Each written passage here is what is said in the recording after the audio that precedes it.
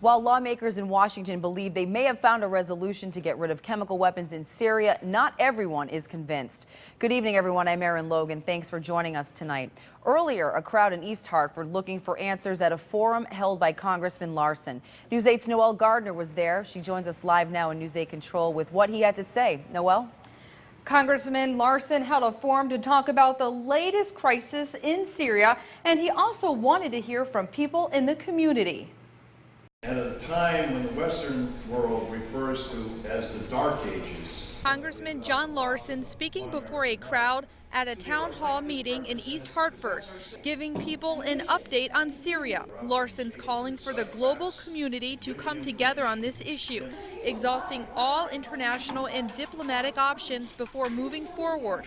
The forum gave people in the community a chance to voice their concerns. If our voice is united as American citizens, that we have no tolerance for atrocities when it comes to human rights, whether it's the people in Syria, the citizens, the children that are murdered, the Falun Gong in China, and people everywhere. We have to be able to stand up to that wherever it's happening.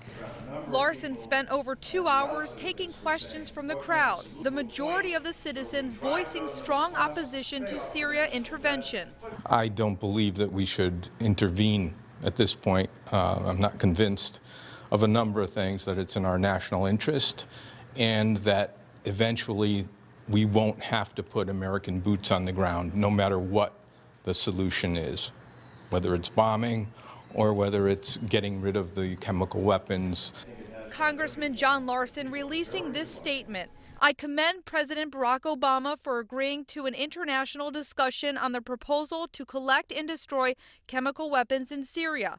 These talks will strengthen the global response to Syria and advance the diplomatic approach that I and many others in Connecticut's 1st District are calling for.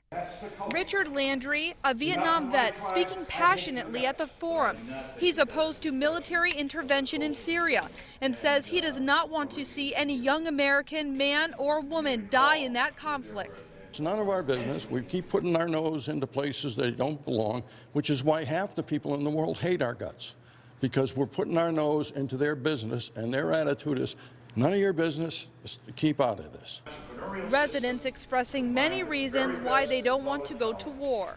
So I'm for democracy, and I'm for the people in the United States being able to choose where our billions go. And I think that those billions should go for jobs, education, housing, and health care here in the United States. One of my sons has been in Iraq and Afghanistan. So 20% of his life of the last 10 years has been in war. I think that's enough. And you just heard mixed emotions at Town Hall, but a very peaceful forum it was. We're live tonight in News 8 Control. Noelle Gardner, News 8.